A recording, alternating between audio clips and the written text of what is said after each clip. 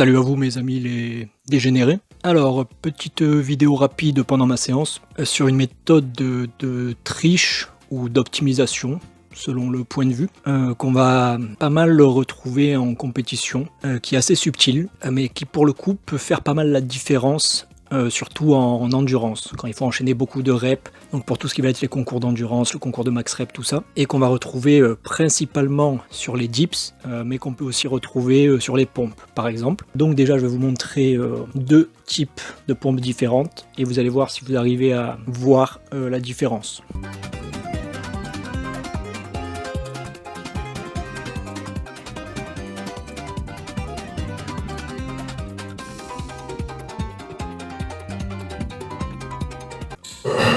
Alors, il y en a peut-être qui vont dire que la deuxième version est plus explosive et que du coup c'est ça qui rend plus facile avec l'énergie élastique, tout ça. Alors non, pas exactement, même si justement tout ce qui va être le tempo, la vitesse, l'explosivité, c'est aussi quelque chose qui est important pour faire beaucoup de reps, pour perfer tout ça, mais ici ce n'est pas le cas.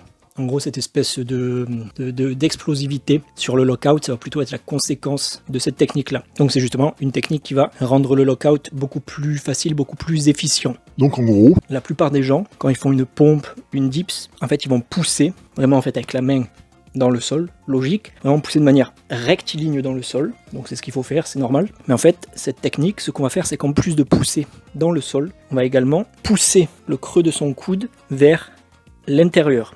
Donc pas vers ici, mais pousser son coude vers ici. Donc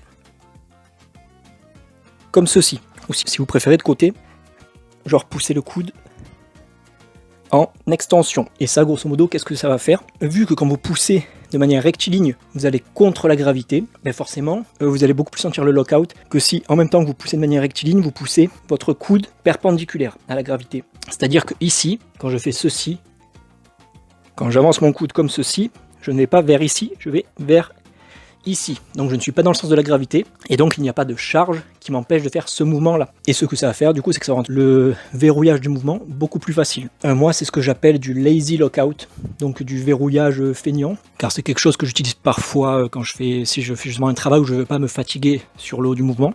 Et du coup, cette technique, surtout si vous la combinez avec une bonne explosivité en bas, ça va vraiment permettre un peu de vous catapulter en haut de la rep, et de ne pas perdre d'énergie ou très peu sur le tiers haut du mouvement. Et donc à pouvoir enchaîner beaucoup plus de reps, surtout si vous êtes explosif, que vous faites ce lazy lockout et que vous n'avez pas à faire de dead stop en haut. Donc en fait vous pouvez juste vous projeter comme ceci en haut et relâcher directement en retombée. Donc en fait vous n'avez pas eu de lockout. C'était vraiment juste, vous avez tendu le coude visuellement, donc en fait en compétition c'est valide, mais vous n'avez pas fait un lockout de manière active, donc c'est incomparable, c'est beaucoup plus facile. Sachant qu'il y a également des gens, par exemple sur les pompes bras, c'est un peu plus facile à faire, où en fait on peut faire un lockout, on peut verrouiller le bras en étant, donc là je suis en bas du mouvement, et en fait en remontant, au lieu de remonter avec l'épaule au-dessus de la main, mais grosso modo je peux faire un lazy lockout comme ceci. Et du coup, là pareil, c'est très facile en fait de projeter mon coude vers l'avant, en position de bras tendu, et directement de lâcher, de ne pas tenir, et donc j'ai valider ma rep et du coup je peux continuer de les enchaîner comme ceci. Donc là je vais vous montrer sur 2-3 exos justement des reps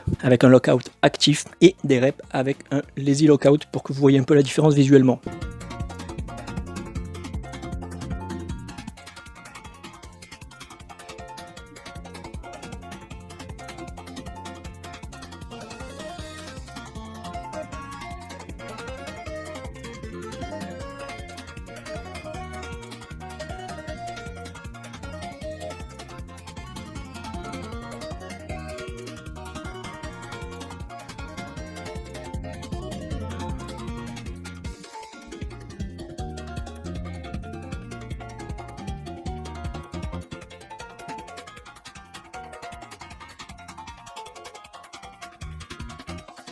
Donc voilà, la technique du lazy lockout.